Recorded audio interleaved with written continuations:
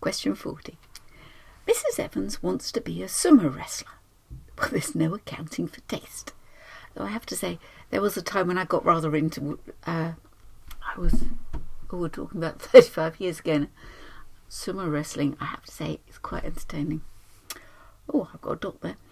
On weekdays, she gains M grams a day, but on Saturdays and Sundays, she manages to gain twice as much. How much does she gain in a week? Let's see. Now, I notice we've got little m's here and a capital M there. So, don't worry about that. That's just sort of shouldn't be there, but it's probably where the computer has been helpful. Now, let's have a little look. Let's have a look. So on Mondays, she gains M amount. On Tuesdays, M. Wednesdays, M. Thursdays, M. Fridays, M. She's eating for Britain here. Saturdays, M. Sundays, M. Because it says she managed to gain twice as much. So how many M's is that altogether? 1, 2, 3, 4, 5, 6, 7, 8, 9.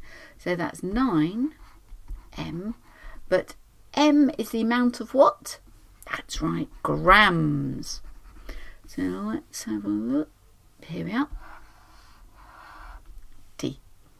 Well done.